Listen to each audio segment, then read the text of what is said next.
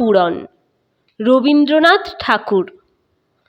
সুবলচন্দ্রের ছেলেটির নাম সুশীল চন্দ্র, কিন্তু সকল সময়ে নামের মতো মানুষটি হয় না।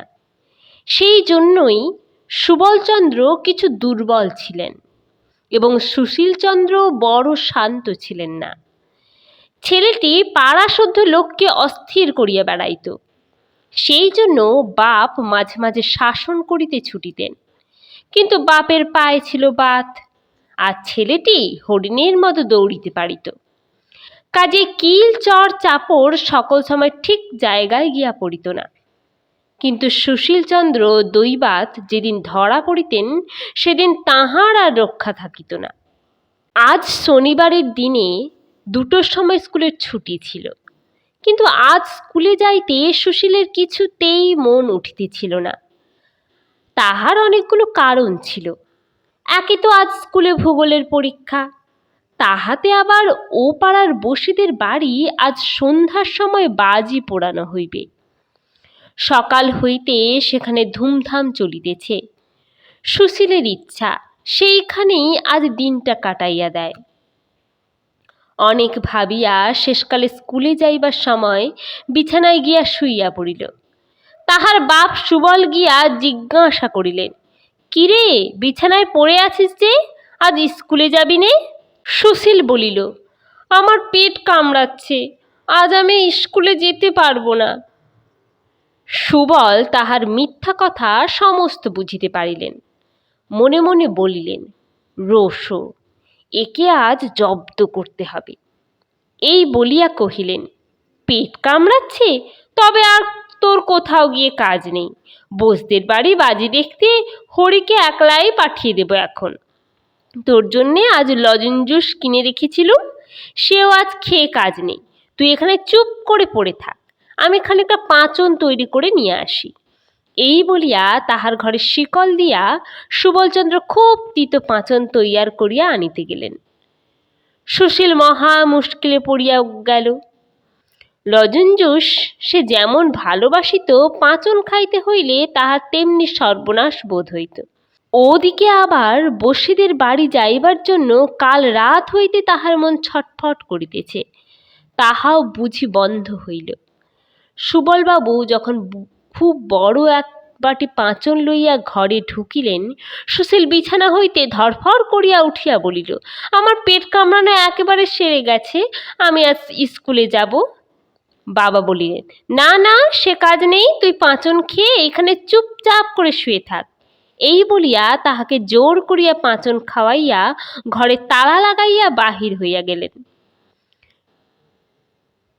সুশীল বিছানায় পড়িয়া কাঁদিতে কাঁদিতে সমস্ত দিন ধরিয়া কেবল মনে করিতে লাগিল যে, আহা, যদি কালই আমার বাবার মতো বয়স হয়, আমি যা ইচ্ছা তাই করতে পারি, আমাকে কেউ বদ্ধ করে রাখতে পারে না। তাহার বাপ সুবলবাবু বাহিরে একলা বসিয়া বসিয়া ভাবিতে লাগিলেন যে, আমার বাবা মা আমাকে বড় বেশি আদর দিতেন বলেই তো আমার ভালো রকম পড়াশোনা কিছু হলো না। আহা, আমার যদি সেই ছেলেবেলা ফিরে পাই, তাহলে আর কিছুতেই সময় নষ্ট না করে কেবল পড়াশোনা করে নিই। ইচ্ছা ঠাকরুন সেই সময় ঘরের বাহির দিয়া যাইতেছিলেন।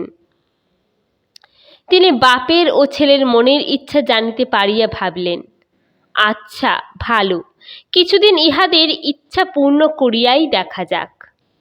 এই ভাবিয়া বাপকে গিয়া বলিলেন, তোমার ইচ্ছা পূর্ণ হইবে, কাল হইতেই তুমি তোমার ছেলের বয়স পাইবে। ছেলেকে গিয়া বলিলেন, কাল হইতে তুমি তোমার বাপের বয়সী হইবে। শুনিয়া দুজনে ভারী খুশি হইয়া উঠিলেন। বৃদ্ধ সুবলচন্দ্র রাত্রে ভালো ঘুমাইতে পারিতেন না, ভোরের দিকটাই ঘুমাইতেন। কিন্তু আজ তাহার কি হইল, হঠাৎ খুব ভোরে উঠিয়া একেবারে লাফ দিয়া বিছানা হইতে নামিয়া পড়িলেন। দেখিলেন খুব ছোট হইয়া গেছেন, পড়া দাঁত সবগুলি উঠিয়াছে, মুখের গোঁফ দাড়ি সমস্ত কোথায় গেছে তাহার আর চিহ্ন নাই। রাত্রে যে ধুতি এবং জামা পরিয়া শুইয়াছিলেন, সকালবেলায় তাহা এত ঢিলা হইয়া গেছে যে হাতের 2 আস্তিন প্রায় মাটি পর্যন্ত ঝুলিয়া পড়িয়াছে। জামার গলা বুক পর্যন্ত নামিয়াছে, ধুতির কোঁচাটা এতই লুটাইতেছে যে পা ফেরিয়া চলাই দেয়। আমাদের সুশীলচন্দ্র অন্যদিকে ভোরে উঠিয়া চারিদিকে দৌরাত্ম্য করিয়া বেড়ান, কিন্তু আজ তাহার ঘুম আর ভাঙে না।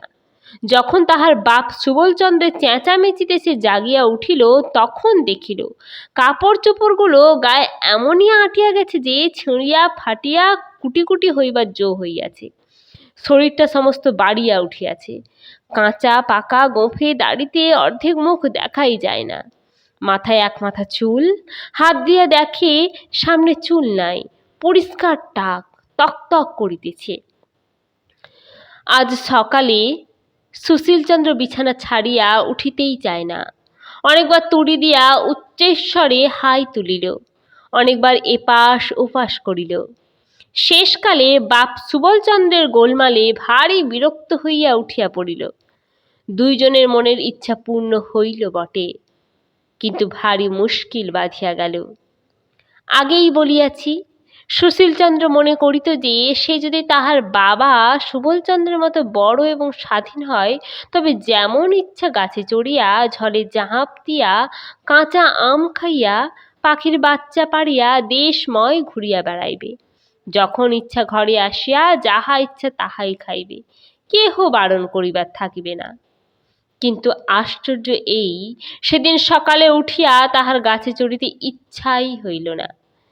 পানা পুকুরটা দেখিয়া তাহার মনে হইল, ইহাতে ঝাঁপ দিলেই আমার কাঁপুনি দিয়া জ্বর আসিবে। চুপচাপ করিয়া দাওয়ায় একটা মাদুর পাতিয়া বসিয়া বসিয়া ভাবিতে লাগিল।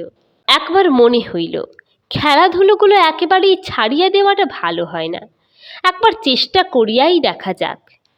এই ভাবিয়া কাছে একটা আমড়া গাছ ছিল, সেইটাতেই উঠিবার জন্য অনেক রকম চেষ্টা করিল।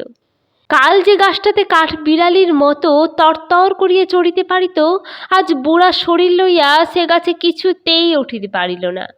নিচেকার একটা কচি ডাল ধরিবা মাত্র সেটা তাহার শরীরের ভারে ভাঙিয়া গেল এবং বুড়া সুশীল ধপ করিয়া মাটিতে পড়িয়া গেল। কাছে রাস্তা দিয়া লোক চলিতেছিল, তাহারা বুড়াকে ছেলে মানুষের মতো গাছে চড়িতে ও পড়িতে দেখিয়া হাসিয়া অস্থির হইয়া গেল। সুশীলচন্দ্র লজ্জায় মুখ নিচু করিয়া আবার সেই দাওয়ায় মাদুরে আসিয়া বসিল। চাকরকে বলিল, ওরে, বাজার থেকে 1 টাকার লজেন জুস কিনে আন। লজেন জুসের প্রতি সুশীলচন্দ্রের বড় লোভ ছিল। স্কুলের ধারে দোকানে সে রোজ নানা রঙের লজেন জুস সাজানো দেখিত। 2-4 পয়সা যাহা পাইত তাহাতে লজেন জুস কিনিয়া খাইত। মনে করিত, যখন বাবার মতো টাকা হইবে তখন কেবল পকেট ভরিয়া ভরিয়া লজেন জুস কিনিবে এবং খাইবে। আজ চাকর 1 টাকায় 1 রাশ লজেন জুস কিনিয়া আনিয়া দিল। তাহারই একটা লইয়া সে দন্তহীন মুখের মধ্যে পুড়িয়া চুষিতে লাগিল। কিন্তু বুড়ার মুখে ছেলে মানুষের লজেন জুস কিছুতেই ভালো লাগিল না। একবার ভাবিল, এগুলো আমার ছেলে মানুষ বাবাকে খাইতে দেওয়া যাক। আমার তখনই মনে হইল, না, কাজ নাই, এত লজেন জুস খাইলে উহার আবার অসুখ করিবে। কাল পর্যন্ত যে সকল ছেলে সুশীলচন্দ্রের সঙ্গে কপাটি খেলিয়াছে, আজ তাহারা সুশীলের সন্ধানে আসিয়া বুড়ো সুশীলকে দেখিয়া দূরে ছুটিয়া গেল। সুশীল ভাবিয়াছিল, বাপের মতো স্বাধীন হইলে তাহার সমস্ত ছেলে বন্ধুদের সঙ্গে সমস্ত দিন ধরিয়া কেবলই ঢুঢু ঢুঢু শব্দে কপাটি খেলিয়া বেড়াইবে। কিন্তু আজ রাখাল গোপাল, অক্ষয়, নিবারণ, হরিশ এবং নন্দকে দেখিয়া মনে মনে বিরক্ত হইয়া উঠিল। ভাবিল, চুপচাপ করিয়া বসিয়া থাকি, এখনই বুঝি ছোঁড়াগুলো গোলমাল বাঁধাইয়া দিবে। আগেই বলিয়াছি, বাবা সুবলচন্দ্র প্রতিদিন দাওয়ায় মাদুর পাতিয়া বসিয়া বসিয়া ভাবিতেন, যখন ছোট ছিলাম তখন দুষ্টামি করিয়া সময় নষ্ট করিয়াছি। ছেলে বয়স ফিরিয়া পাইলে সমস্ত দিন শান্তশিষ্ট হইয়া ঘরে দরজা বন্ধ করিয়া বসিয়া কেবল বই লইয়া পড়া মুখস্থ করি।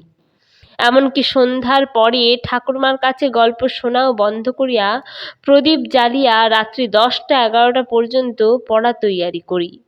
কিন্তু ছেলে বয়স ফিরিয়া পাইয়া সুবলচন্দ্র কিছুতেই স্কুল মুখ হইতে চাহেন না। সুশীল বিরক্ত হইয়া আসিয়া বলিত, বাবা, স্কুলে যাবে না?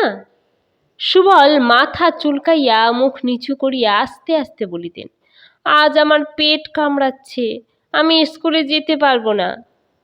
সুশীল রাগ করিয়া বলিত, পারবে না বই কি, স্কুলে যাবার সময় আমারও অমন ঢের পেট কামড়েছে, আমি ওসব জানি।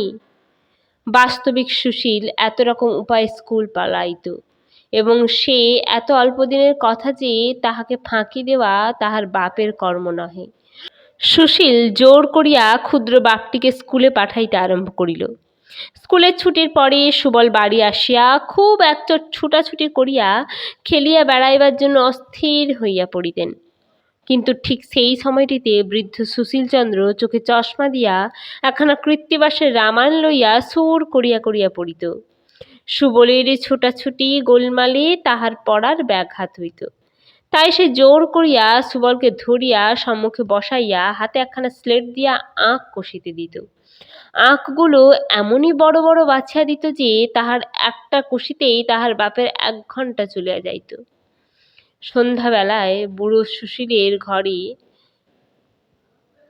অনেক বুড়ায় মিলিয়া দাবা খেলিত। সে সময়টায় সুবলকে ঠান্ডা রাখিবার জন্য সুশীল একজন মাস্টার রাখিয়া দিল। মাস্টার রাত্রি 10টা পর্যন্ত তাহাকে পড়াইত। খাওয়ার বিষয়ে সুশীলের বড় কড়া কক্কর ছিল, কারণ তাহার বাপ সুবল যখন বৃদ্ধ ছিলেন তখন তাহার খাওয়া ভালো হজম হইত না, একটু বেশি খাইলেই অম্বল হইত। সুশীলের সে কথাটা বেশ মনে আছে। সেই জন্য সে তাহার বাপকে কিছুতেই অধিক খাইতে দিত না। কিন্তু হঠাৎ অল্প বয়স হইয়া আজকাল তাহার এমনই ক্ষুধা হইয়াছে যে নুড়ি হজম করিয়া ফেলিতে পারিতেন। সুশীল তাহাকে যতই অল্প খাইতে দিত, পেটের জ্বালায় তিনি ততই অস্থির হইয়া বেড়াইতেন।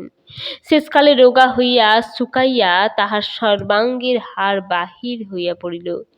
সুশীল ভাবিল, শক্তব্যাম হইয়াছে, তাই কেবলই ঔষধ গিলাইতে লাগিল।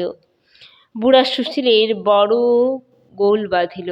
সে তাহার পূর্বকালের অভ্যাস মতো যাহা করে তাহাই তাহার সহ্য হয় না। পূর্বে সে পাড়ায় কোথাও যাত্রাগানের খবর পাইলেই বাড়ি হইতে পালাইয়া হিমে হোক বৃষ্টিতে হোক সেখানে গিয়া হাজির হইত। আজিকার বুড়া সুশীল সেই কাজ করিতে গিয়া সর্দি হইয়া, কাশি হইয়া, গায়ে মাথায় ব্যথা হইয়া 3 হপ্তা শয্যাগত হইয়া পড়িয়া রহিল। চিরকাল সে পুকুরে স্নান করিয়া আসিয়াছে, আজও তাহাই করিতে গিয়া হাতের গাঁট পায়ের গাঁট ফুলিয়া বিষম বাত উপস্থিত হইল। তাহার চিকিৎসা করিতে 6 মাস গেল। তাহার পর হইতে 2 দিন অন্তর সে গরম জলে স্নান করিত, এবং সুবলকেও কিছুতেই পুকুরে স্নান করিতে দিত না। পূর্বেকার অভ্যাস মতো ভুলিয়া তক্তপোষ হইতে সে লাফ দিয়া নামিতে যায়, আর হাড়গুলো টনটন ঝনঝন করিয়া উঠে। মুখের মধ্যে আস্ত পান পুড়িয়াই হঠাৎ দেখে দাঁত নাই, পান চিবানো অসাধ্য। ভুলিয়া চিরুনি ব্রুশ লইয়া মাথা আঁচড়াইতে গিয়া দেখে প্রায় সকল মাথাতেই টাক। এক একদিন হঠাৎ ভুলিয়া যাইত যে সে তাহার বাপের বয়সী বুড়া হইয়াছে, এবং ভুলিয়া পূর্বের অভ্যাস মতো দুষ্টামি করিয়া পাড়ার বুড়ি আন্দি পিসির জলের কলসে হঠাৎ ঠন করিয়া ঢিল ছুঁড়িয়া মারিত। বুড়ো মানুষের এই ছেলে মানুষের দুষ্টামি দেখিয়া লোকেরা তাহাকে মার মার করিয়া তাড়াইয়া যাইত। সেও লজ্জায় মুখ রাখিবার জায়গা পাইত না। সুবলচন্দ্র এক একদিন দৈবাত ভুলিয়া যাইত যে সে আজকাল ছেলে মানুষ হইয়াছে। আপনাকে পূর্বের মতো বুড়া মনে করিয়া যেখানে বুড়া মানুষেরা তাস পাশা খেলিতেছে সেইখানে গিয়া সে বসিত এবং বুড়ার মতো কথা বলিত। শুনিয়া সকলেই তাহাকে যা যা খেলা করগে যা, জ্যাঠামি করতে হবে না বলিয়া কান ধরিয়া বিদায় করিয়া দিত। হঠাৎ ভুলিয়া মাস্টারকে গিয়া বলিত, দাও তো তামাকটা, দাও তো খেয়ে নি। শুনিয়া মাস্টার তাহাকে বেঞ্চের উপর এক পায়ে দাঁড় করাইয়া দিত। নাপিতকে গিয়া বলিত, ওরে বেজা, কদিন আমাকে কামাতে আসিসনি কেন? নাপিত ভাবিত ছেলেটি খুব ঠাট্টা করিতে শিখিয়াছে। সে উত্তর দিত, আর বছর 10 বাদে আসবো এখন। আবার এক একদিন তাহার পূর্বের অভ্যাস মতো তাহার ছেলে সুশীলকে গিয়া মারিত।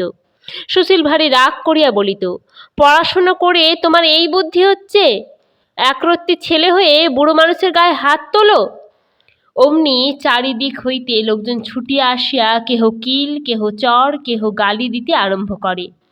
তখন সুবল একান্ত মনে প্রার্থনা করিতে লাগিল যে, আহা, যদি আমি আমার ছেলে সুশীলের মতো বুড়ো হই এবং স্বাধীন হই, তাহা হইলে বাঁচিয়া যাই। সুশীলও প্রতিদিন জোড়হাত করিয়া বলে, হে দেবতা, আমার বাপের মতো আমাকে ছোট করিয়া দাও, মনের সুখে খেলা করিয়া বেড়াই। বাবা যেরকম দুষ্টামি আরম্ভ করিয়াছেন, উহাকে আর আমি সামলাইতে পারি না। সর্বদা ভাবিয়া অস্থির হইলাম।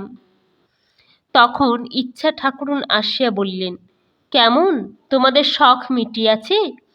তাহারা দুইজনেই গড় হইয়া প্রণাম করিয়া কহিলেন, দোহাই ঠাকুরুন, মিটিয়াছে। এখন আমরা যে যাহা ছিলাম আমাদিগকে তাহাই করিয়া দাও। ইচ্ছা ঠাকুরুন বলিলেন, আচ্ছা, কাল সকালে উঠিয়া তাহাই হইবে। পরদিন সকালে সুবল পূর্বের মতো বুড়া হইয়া এবং সুশীল ছেলে হইয়া জাগিয়া উঠিলেন। দুইজনেরই মনে হইল যে স্বপ্ন হইতে জাগিয়াছি। সুবল গলা ভার করিয়া বলিলেন, সুশীল, ব্যাকরণ মুখস্থ করবে না? সুশীল মাথা চুলকাইতে চুলকাইতে বলিল, বাবা, আমার বই হারিয়ে গেছে।